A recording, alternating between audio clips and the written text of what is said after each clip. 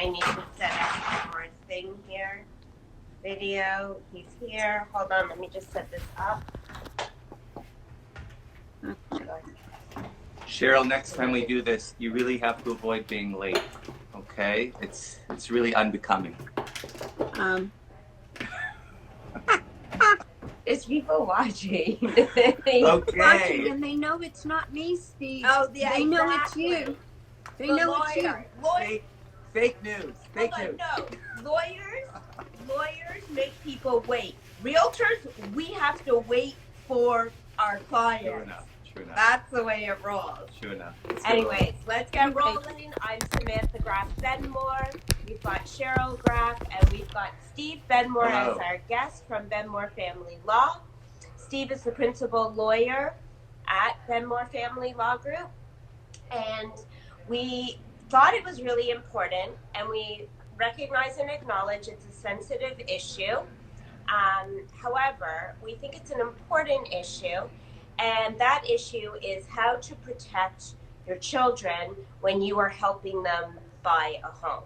So the first thing I think we should clarify, because I do believe some people are confused about this, is the difference between common law and once you're married and the rights to matrimonial home, because they are different from what I understand. So Steve, floor is yours. So let's just jump right into this. So there's a lot of different words that are floated in society. Like we throw words like common law or matrimonial home or principal residence. All of these words are loaded words. They're defined by the legislation and by various provincial acts. So we're now dealing only with Ontario, and in the subject of real estate in Ontario, a principal residence is a word that defines a home that a person or a family occupies as their only residence.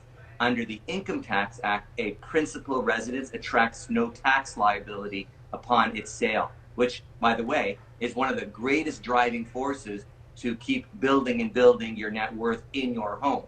That's not family law or divorce law. In family law, we have this other word, not principal residence. It's called the matrimonial home.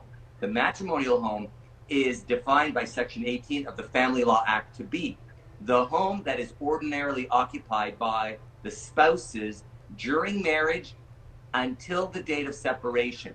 And that's really important to understand, because they might actually have more than one matrimonial home. They could have a ski lodge, they could have a cottage, they could have a place in Florida, they could have a place in Toronto. All four can be their matrimonial home and therefore acquire the protections under Ontario family law. Whereas under the Income Tax Act, which by the way is federal, there's only one property that can be the principal residence. You cannot benefit from tax freedom on more than one property. So let's now go back to the third word that is often misused, common law. People use that word all over the world. They'll say, they are common law, or here's my common law spouse. What does that mean? Well, let's first of all define what the word common law means, and then we'll get into the common law spouse word. Common law just basically means judge-made law. That's all it means. It just means judge-made law. So the common law has evolved from the time of the UK and 1867 America Act. We came to Canada, we created a country, and here we are, 150 years later, and we've got the common law. Now, what is a common law spouse? A common law spouse is where the law has said, oh, wait a minute, they're not married. Shouldn't there be some rights afforded to that spouse who they actually never went to City Hall or to a priest or a cleric or a rabbi and got married? And so over the years, judges have afforded spouses who are living like married, but they're not actually legally married, status that allows them to acquire certain rights. And they differ from province to province. The laws regarding common law spouses in Quebec are very different than the laws here. In Ontario, a common law spouse is defined as either two spouses that have a child in common, which could be them living in two different residences. They could be two people that never share a home, but they together have a child, either by biological birth or by adoption. The other way to become a common law spouse, assuming there's no children involved, mutual children, is by residing together for a period of 3 years or more. A lot of people used to think it's 1 year, 2 years, 3 years. So assuming no children, assuming no marriage, 3 years of cohabitation, continuous cohabitation, because if, for example, they broke up for 6 months and then got back together, that's not 3 years of cohabitation. So common law spouses are different than married spouses in Ontario vis-a-vis property. Why? Because in Ontario, if you are married, by virtue of being married, you acquire rights to enjoy the rise in either spouse's net worth during the marriage. So for example, one spouse might have gotten married with zero money in the bank. The other spouse got married with a condominium. Well, then that condominium goes up by $500,000 during the marriage. It's not in the other spouse's name, but the other spouse gets to enjoy half of the rise in value just by virtue of marriage. That, by the way, can apply to an RSP or stock portfolio. So just to clarify, it's only the increase in value that they're entitled to, as opposed to the actual whole value of the home? Two words to that. Yes, but.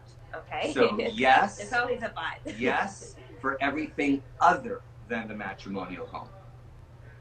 And this is where it gets tricky for real estate agents, real estate brokers, mortgage brokers, and quite frankly, all of society.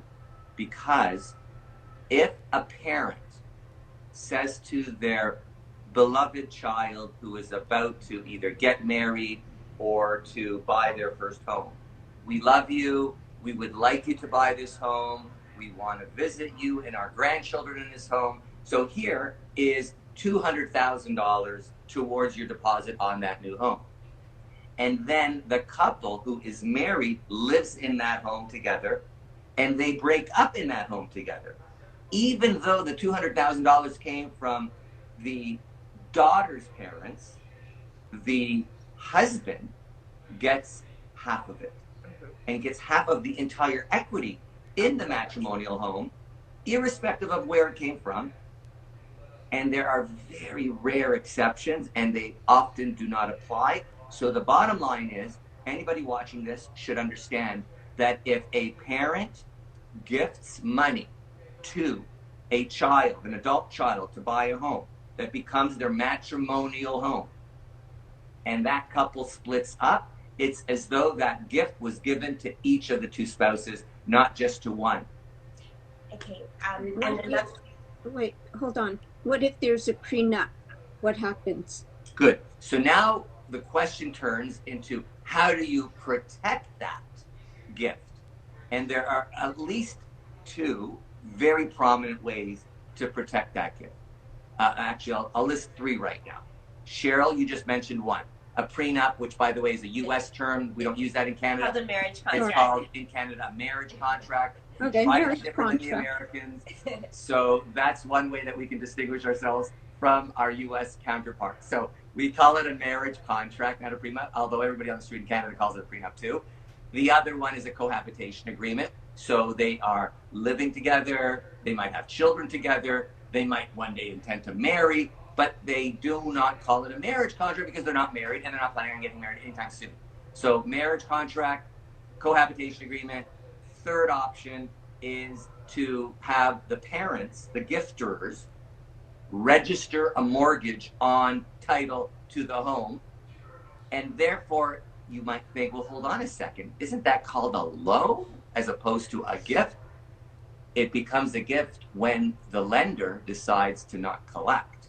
So the gifter who gives the $200,000 in my example could say, here, sweetheart and son-in-law, here is the $200,000. We're registering a mortgage because we are astute, we are responsible, and we are just protecting our estate and our beloved child, who happens to be married to you, and we hope you two remain married forever. But in the event that there is a problem, we own the first $200,000 on that sale. Do you have to collect interest on that mortgage, or it could be a mortgage free? Like, it could be mortgage free. It could be all of the above. It's no different than going into CIBC and negotiating a mortgage. It's a personal agreement. It could be 6-month convertible. It could be a 5-year mortgage. It could be a 20-year mortgage. It could be whatever. It could have no interest. It could be forgivable. So a lot of this is just really good estate planning. And I saw somebody asked a question. Can one, if it's only registered in one person's name, can the other person claim half of it? Yes. So perfect example. Let's actually do 2 examples. Example number 1, wife owns a condo when they got married. Husband moved into the condo before they got married, lived there through their marriage, and then they split up while living in the condo, pre-owned by wife, well before they got married, and they lived there for 20 years or 5 years or 2 years, whatever the period is, and then they split up. By law, presumptive law, husband is entitled to half the equity, not half the growth, half the equity. That's only for the matrimonial home. Correct. The home that they live in. The cottages, the place in Florida, etc. Not the same situation. Correct. Okay. Example number 2. Clarifying. Example number 2. Husband and wife get married. They're renting, negotiating a mortgage. It's a personal agreement. It could be 6-month convertible. It could be a 5-year mortgage. It could be a 20-year mortgage. It could be whatever. It could have no interest. It could be forgivable. So a lot of this is just really good estate planning. And I saw somebody asked a question. Can one, if it's only registered in one person's name, can the other person claim half of it? Yes. So perfect example. Let's actually do 2 examples. Example number 1, wife owns a condo when they got married. Husband moved into the condo before they got married, lived there through their marriage, and then they split up while living in the condo, pre-owned by wife, well before they got married, and they lived there for 20 years or 5 years or 2 years, whatever the period is, and then they split up. By law, presumptive law, husband is entitled to half the equity, not half the growth, half the equity. That's only for the matrimonial home. Correct. The home that they live in. The cottages, the place in Florida, etc. Not the same situation. Correct. Okay. Example number 2. Clarifying. Example number 2. Husband and wife get married. They're renting at the time of marriage or whatnot. Husband dips into his RSP or takes money out of his company, and he goes and he buys a $1 million condo, and he puts it in his name. And then him and his wife live there. And then they split up while living in that house. Husband had the $1 million before they got married. But because he put it in the house, wife gets half, even though the house is in. Now back to the subject of protection. There's lots of protections. The prenup, the cohabitation agreement, the marriage contract, and the mortgage registration. All of those are protections. But if you do not reach into the bag of protections, automatically presumptive Ontario family law applies. Equalization of net family property. Husband gets half of that condo, wife gets half of that condo in either scenario. So I have a scenario, I guess, like, or asking for what would be the best advice if couple's been married for 15 years. They're making a move up. The parents are no marriage contract. They don't have a marriage contract. So they've been married 15 years. They're making their move up. And one of the spouse's parents want to help with that move up. What's the best? Is it a simple contract, or is it the mortgage, taking the mortgage out at that point? Because you can't all of a sudden have a marriage contract after 15 years, or can you? First of all, yes, you can. And some of you might know the Wallace McCain family from the McCain Foods family. Mm-hmm. And Wallace McCain, the senior in the family, decided to do an estate plan about 10 years ago. and called in all of his adult children and said, I now want all of you to go and get postnups. I want you to get marriage contracts done, another one, now 10, 20, 30 years into your marriages. So it is indeed possible to do a marriage contract after you get married. The difference, however, is there's no negotiating power on from the person that wants the protection, because once married, what if they don't sign it? Because the act of marriage unto itself is what gives the equal right. So back to your question about parents who give money later in life. What's your best advice? The best advice is, first of all, no shocker, every case is different. Every situation is different. You got to look at the situation, and the person should actually speak to a professional based on the individual facts of that situation. That's answer number one. Generally speaking, more protections are better than no protections. So, for example, there's the marriage contract idea. There's the mortgage idea. Those are two ideas. What's another idea? Another idea is to be the lender, to actually be the lender. So the parents, if they're gifting $200,000, well, does that mean there's no mortgage? There might be a mortgage. Well, then if the couple is going to go to the bank anyway, maybe the parents could actually be the lender. And this is where good financial planning can come into play, because the parents probably have an RSP or a RIP, in which case they are allowed to hold in their RSP and RIP mortgages. So they can actually be the lender, and they can actually collect a reasonable, below market rate of return, whereby they're helping their children, they're protecting their nest egg, and it's a win-win for everybody.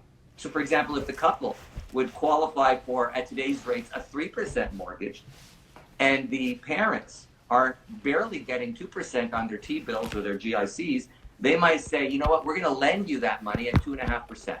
Now, 20 years later, the parents could say, we forgive the mortgage. That's okay. But that's a win-win for everybody, because the parents are getting some interest into their nest egg. The children are getting their house. Investing that money, and That's they can right. be investing that money, and it's their choice at the end of the amortization years, or whatever the years are, that they decide whether or not they give the money back to them. And just as a little interruption here, I'm going to just let you all know that a couple days on a financial planner, Jackie Porter, next Tuesday on our talks, and we're going to be discussing, we're kind of continuing with this theme of helping your kids and the best And actually, ideas. Jackie Porter is a really good expert on the subject, because she actually is the financial advisor that is in between the gifting parents and the receiving spouses. Yeah. And she's a financial advisor who really has a real understanding of divorce. Yeah, she's excellent. So we're looking forward. I'll be speaking and doing our little trailer film later today. If somebody is going to so-called put the mortgage on their children's home, but they can't give, the full amount that they need to borrow to buy the home, so it has to be registered on title as a mortgage, but that's an interest-free, if that's the way they want to do it, or at a very low percentage. Now, just once we get into the weeds, if the parents are lending, I'm making this up, $200,000, they might say that it's $200,000 plus 3% per annum, payable at the termination at the mortgage. Why is that relevant? Because if they actually later choose to enforce it, for example, because the couple splits up, then why not enforce not just the principal, but the gain? Because remember, the couple probably, by the time they split up, would have already enjoyed some gain on the property anyway. So why shouldn't the parents be able to collect back 200 plus some version of the gain? Because 2% or 3% is probably going to be lower than what the couple is gaining tax-free on the sale of their home later. Good. Are there any, do you want to take a little quick second to read if there's any questions on the feed? Because you can only see them, I think. So while you're looking at the feed, I'll just continue down this road and say If I knew how to do that, it would be good, Samantha. But the only thing I saw was the one question that asked about the, can you see One it? person was, Yeah, now we I saw it, realize yeah. I can. I Right, think we there passed was that only the one question, and Yes, I it was had, from James. Hi, James. yes, So, We love James. you know, to follow along this concept, some people are really, really smart and very strategic. So, for example, the person that owned the house when they got married will keep the house, but they will move elsewhere so as to not allow the first home to be considered the matrimonial home. Because remember the definition? They had to have lived there on the date of separation. So, if they moved into, upon marriage, one of their houses, but then during the marriage they moved elsewhere, but they kept the person that owned it kept the first house, then the only thing that owner shares is the growth, not the original base. So if that condo was worth $1 million and during the marriage it grew to 1.3, then they only owe $150,000, not $650,000. So that's just by virtue of, forget prenups, forget mortgages, they just moved out of that house and they went elsewhere, rented, bought, whatever. And what I tell a lot of clients in this situation is, as much as you can, go equal. because you don't turn it off. So for example, if you're gonna buy a new home, try your best to make equal contributions into that home. That could include, by the way, gifts from the family. And that way, even though it's a gift from one side, it equalizes the money going in. So it's not unreasonable if the gifter, they put in 200 and the other person pulls out of their RSPs or cash or whatnot 200, they're each putting in 200. No marriage contract, no prenup, no mortgage, but at least that's reasonable because if they break up and sell, they each put in 200. One came from the family, one came from investments.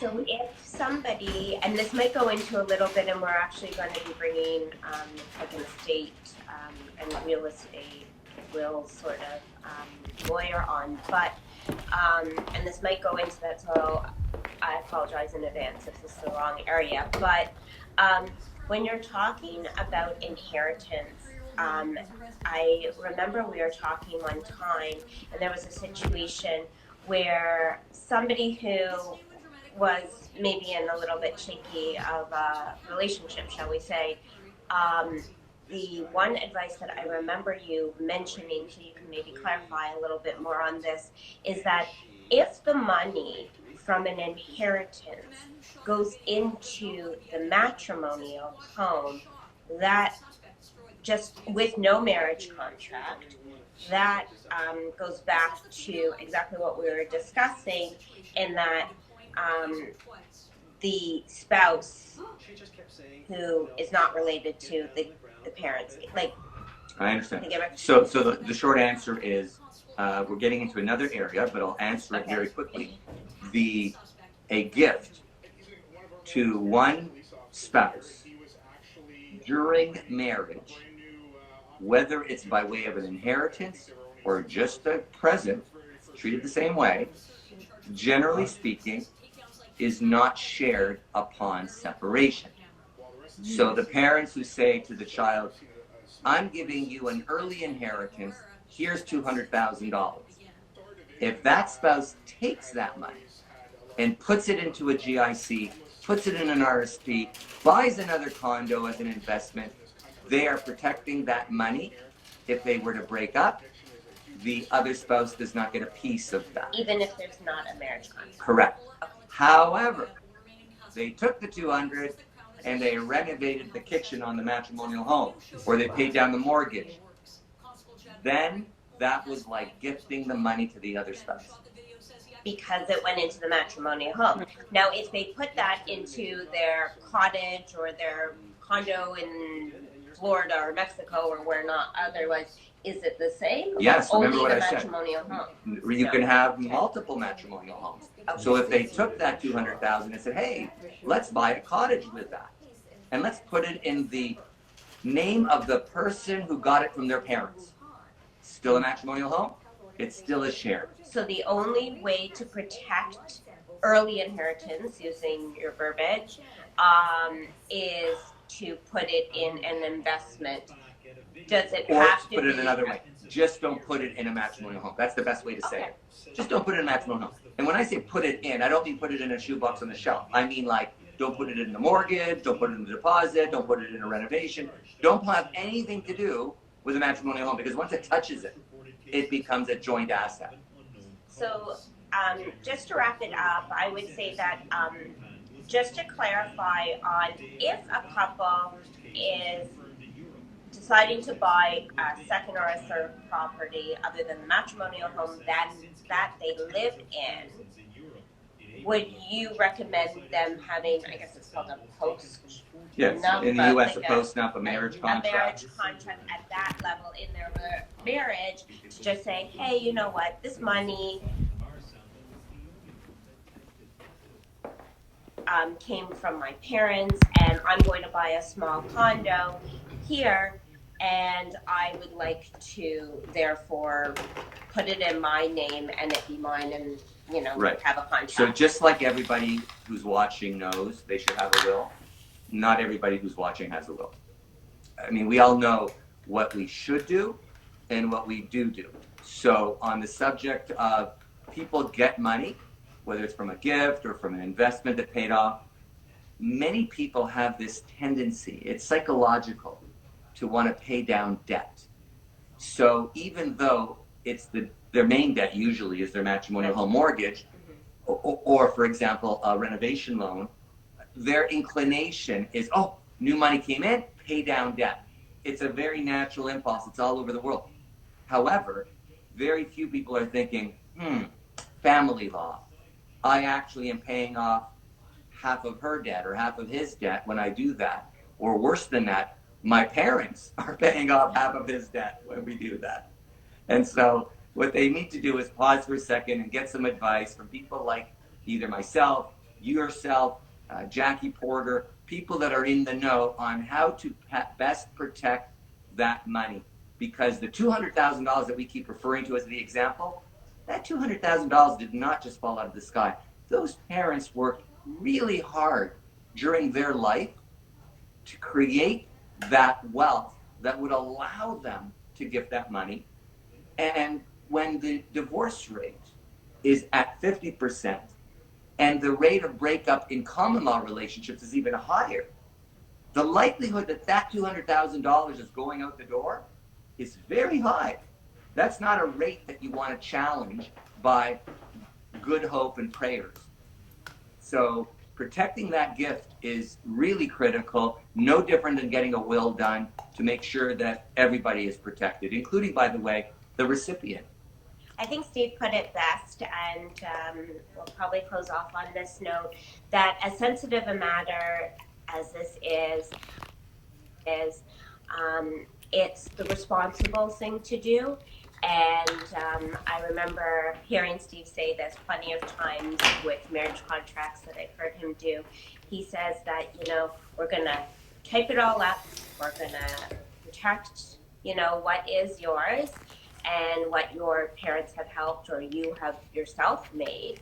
And we're going to put it in a closet and we're never going to look at it again. But it is the responsible thing to do. No different than the will.